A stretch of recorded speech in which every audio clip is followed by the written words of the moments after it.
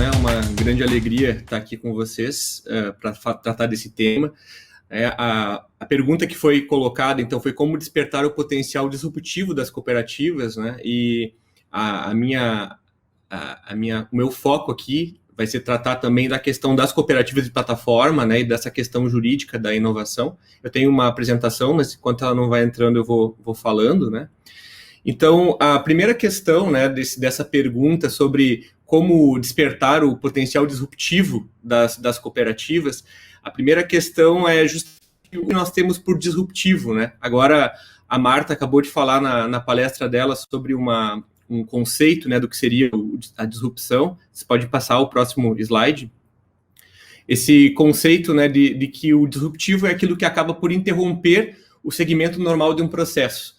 A Marta colocou uma ideia muito interessante, né, de que a disrupção é aquilo que causa impacto no mundo. E para a gente pensar em como impulsionar esse potencial disruptivo das cooperativas, primeiro vamos refletir sobre o que as cooperativas efetivamente trazem de disruptivo, né? O que o surgimento do modelo cooperativista trouxe de impacto no mundo. Então, pode passar o próximo, por favor.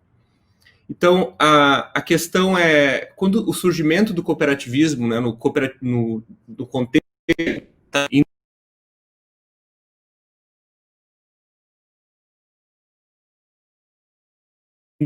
em andamento, né? Na verdade, o capitalismo ele já nasce com um caminho, né, de concentração de riqueza e também do afastamento da democracia das relações, né, de trabalho. E o cooperativismo traz essas realidades, né? O cooperativismo ele traz a democracia, né, e também o compartilhamento da propriedade, que é o próximo slide, por favor. Então, se nós pensarmos no que o cooperativismo, o modelo cooperativista, né, na sua origem e na sua essência, traz de disrupção, né, no modelo tradicional do capitalismo industrial, ele traz um modelo de propriedade comum, um modelo de adesão livre, né, e de gestão democrática, e também um modelo onde os resultados, né, são distribuídos proporcionalmente às operações. Grande inovação, né, do cooperativismo enquanto modelo societário. É um modelo societário completamente diferente daquele, né, que surgiu no contexto do capitalismo industrial. Bom, mas isso, o que traz, né, de importante para esse momento que nós estamos vivendo agora, né, nesse que nós chamamos de um novo capitalismo, né? Nós estamos vivendo uma nova forma de capitalismo, que eu vou colocar em breve, né, o que nós chamamos hoje de uma economia colaborativa ou economia de plataforma, e percebam que essas questões, né, de propriedade comum, livre adesão e a proporcionalidade da distribuição dos resultados continuam sendo disruptivas no modelo econômico que está se colocando atualmente, né? Então, por favor, o próximo slide. O que nós chamamos, né, hoje de economia de plataforma, né, que está totalmente, que é conhecido de todos e agora, nesse contexto de pandemia, ficou mais evidente ainda, né, a partir desse momento das plataformas, né, digitais estarem tão presentes na vida de todos nós, evidencia, né, duas faces dessa economia de plataforma que nós nos damos conta diariamente, né? Primeiro, vamos dizer, no seu surgimento da economia de plataforma como uma ideia de economia colaborativa, né, nós temos uma narrativa convencional, né, a narrativa tradicional das plataformas, que dizem que, na verdade, elas promovem mercados de trabalho mais justos, que fazem com que pessoas que estão desempregadas, né, ou subempregados tenham uma oportunidade no mercado de trabalho. Assim, elas promovem o crescimento econômico e também promovem flexibilidade. Essa, digamos, é a narrativa convencional da economia de plataforma, né, que nós estamos vivenciando hoje. Por favor, pode passar o próximo. Agora, nós também temos uma série de críticas, e nós estamos acompanhando essas críticas hoje, né? Hoje, por exemplo, no dia de hoje, está acontecendo uma greve, né, nacional dos entregadores, né? Justamente em virtude das alegações, né, de que as plataformas acabam por gerar uma precarização das relações de trabalho e acirram desigualdades já existentes, né? Além disso, as plataformas, elas seguindo o próprio modelo capitalista, né, elas acabam por concentrar a riqueza, né, na mão de poucos e também afastar a democracia das relações de trabalho, porque as grandes perguntas que se fazem, né, é quem controla os algoritmos, né? Se fazem muitas perguntas a respeito dessa economia de plataforma. A grande crítica, né, que os próprios trabalhadores da economia de plataforma fazem são relacionados à falta de transparência, né, da operação dessas plataformas. E aí surge uma série de perguntas, né, nesse novo capitalismo que nós vivemos. Por favor, pode passar. As perguntas que são suscitadas, né, dentro desse contexto de economia de plataforma é quem é o dono dos códigos, né, dos programas? Quem é o dono disso? Quem é o dono dos dados? Hoje nós vivemos numa economia que os dados têm um grande valor, né? Se fala que os dados são um novo petróleo, né? Já é uma frase até batida. E quem controla esses dados? Quem decide sobre o valor dos pagamentos? Quem controla os algoritmos, né? Teve alguns CEOs de plataformas, né, tradicionais que, ao serem questionados como ocorria o cálculo do valor dos pagamentos, eles responderam, não, a gente efetivamente não sabe, é um cálculo que o algoritmo faz avaliando oferta e demanda de serviço e é um cálculo automático. Mas, efetivamente, alguém alimenta esses algoritmos com dados. Então, alguém está no controle, né, disso. E certamente não são os trabalhadores. O próximo, por favor. E aí nós chegamos na ideia de um cooperativismo pensado para esse modelo, né? Que surge, então, da análise dessa questão da economia de plataforma, das críticas, né, à economia de plataforma, e do movimento também que se junta, né, na origem do cooperativismo de plataforma, que é esse movimento da Internet of Ownership, que é o movimento que questiona a propriedade da internet, né? Isso já vem, são dois movimentos paralelos, né, que acabam chegando na ideia de um cooperativismo de plataforma, porque quando se questiona, por exemplo, quem são os donos dos dados, quem é o dono da internet, né? Ano passado eu participei de um evento em Nova York do cooperativismo de plataforma, que o nome do evento era Quem é o Dono do Mundo, né?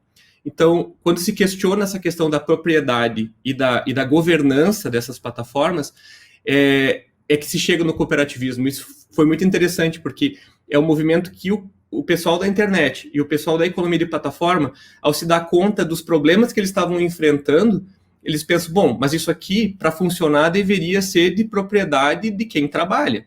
E para funcionar, deveria estar sob o controle democrático de quem trabalha. Mas que modelo societário é esse?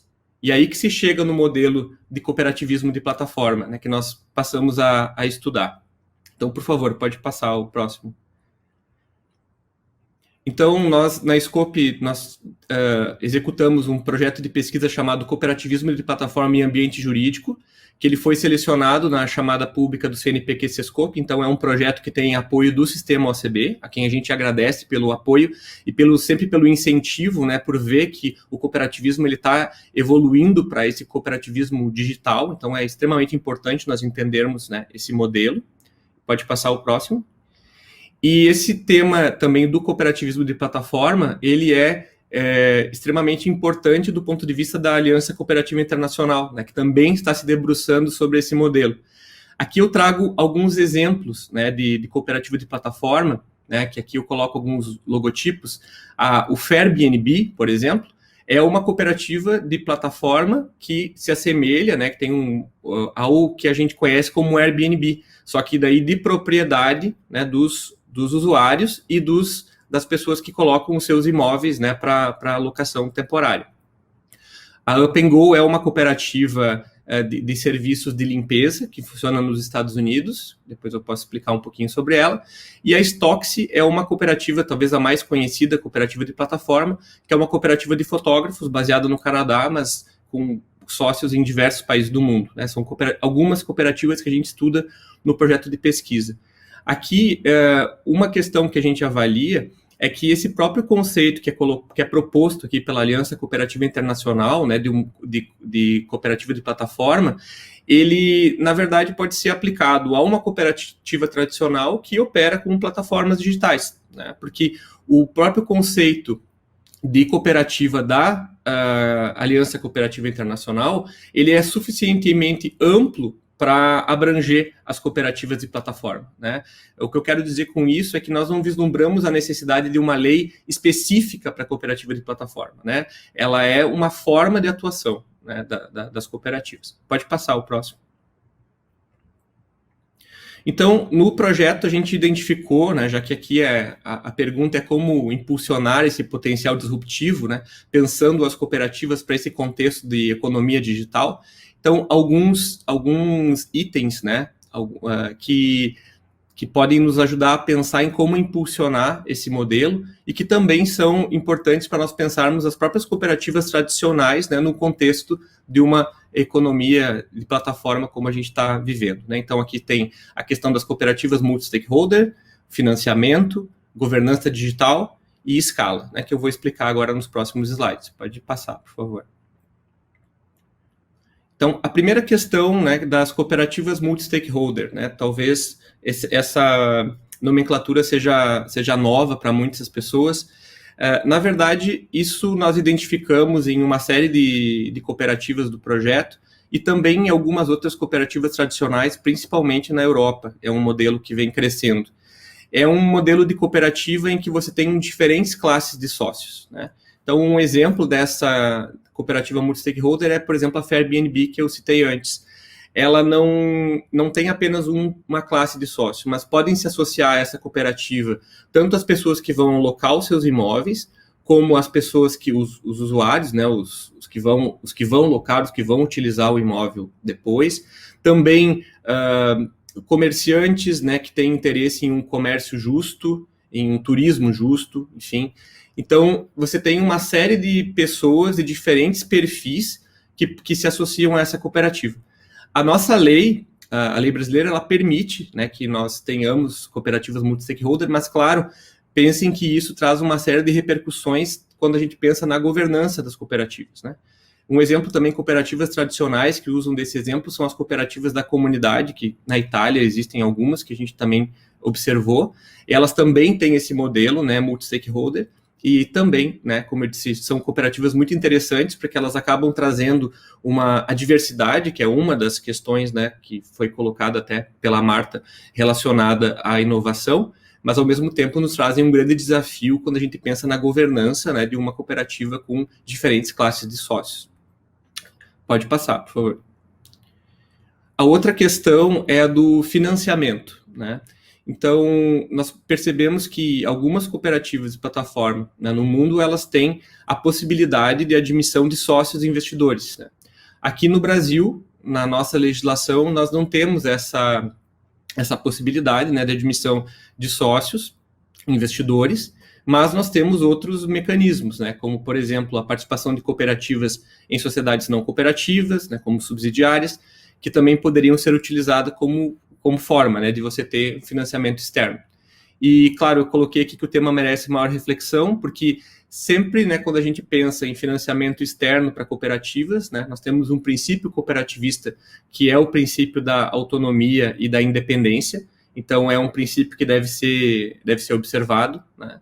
E, então, a gente também tem sempre que pensar em como é que pensar em formas de financiamento externo não vai comprometer também a autonomia e a independência das cooperativas, né? O próximo, por favor. Bom, aqui a questão da governança digital, né? Isso é um tema que, embora a gente esteja falando aqui principalmente sobre cooperativas de plataforma, a questão da governança digital ela é extremamente importante em todas as cooperativas, né? Principalmente agora diante desse contexto que nós estamos, né? Eu lembro que ano passado, né, eu participei de um evento da Organização Internacional do Trabalho, em que a gente avaliava as questões dos impactos tecnológicos no mundo do trabalho. E as perspectivas da própria OIT eram se pensava em 5 anos, em 10 anos, né? Mas aquilo que a gente imaginava de mudança do mundo do trabalho, que poderia impactar nessa questão da plataformização da economia, que se pensava para 5 anos, para, né, um tempo médio, isso acabou acontecendo em uma semana, quando foi declarada a pandemia e todas as repercussões que nós tivemos, né? Essa situação, ela se repetiu se a gente pensar nas questões de governança digital em cooperativas. Mesmo para nós que estamos diariamente em contato com o movimento cooperativista e estudando questões de novas tecnologias e governança digital, nós nunca imaginamos, né, que essa adoção dos meios digitais seria tão rápida, né, e tão necessária para nós permanecermos, né, digamos, na gestão, né, com uma governança das cooperativas. Então, agora recentemente, né, isso que era um problema, que nós sempre falávamos, nós não temos uma legislação que nos dê suporte para a utilização de instrumentos de governança digital em cooperativas, né? Pois agora, então, em virtude da pandemia, né, com a participação do sistema OCB, com o trabalho do sistema OCB junto ao Congresso, então se obteve, né, uma legislação agora, alteração da Lei Geral de Cooperativas, a inclusão de um artigo 43A, possibilitando a participação e votação à distância em reuniões e assembleias gerais. Então, esse era um primeiro ponto, quando nós pensávamos em cooperativas de plataforma, que nós pensávamos, não, isso a gente vai ter que ter uma alteração legislativa, tanto para permitir a associação digital, né, de pessoas, né, como também a sua participação, né, por meio digital. E isso, então, foi obtido agora. Está sendo um grande desafio para todas as cooperativas, né, implementar essa governança digital.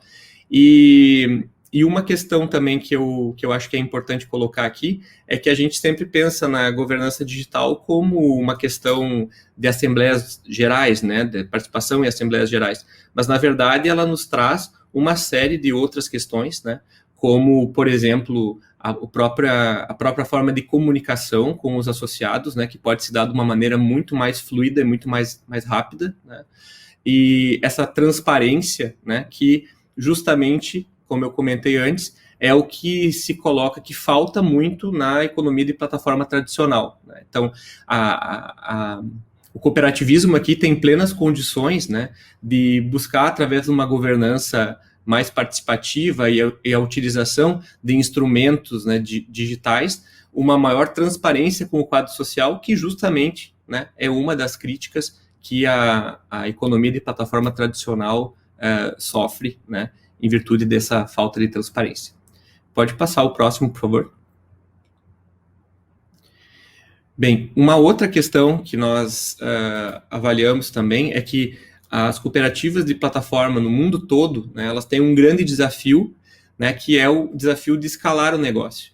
Porque no momento que elas competem, né, ou visam, né, competir com grandes plataformas, né, a gente citando o Uber, citando o Airbnb, citando o iFood, né, que é aqui no Brasil, mas plataformas que estão altamente, vamos dizer assim, dispersas, né, inclusive pelo mundo, na verdade, as cooperativas têm um grande desafio, né? Nós sempre conversamos, né, foi um tema que foi bastante comentado na última conferência que a gente teve de cooperativas e plataforma, sobre como tentar estipular uma forma de intercooperação entre as cooperativas, né, de plataforma, para poder ter maior escala e, consequentemente, maior competitividade, né?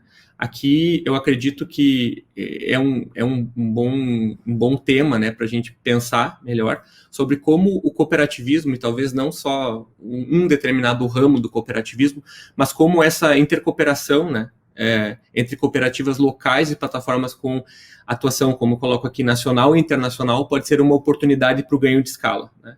É muito difícil a gente imaginar uma cooperativa de transporte, né, local conseguir competir com uma grande plataforma, né?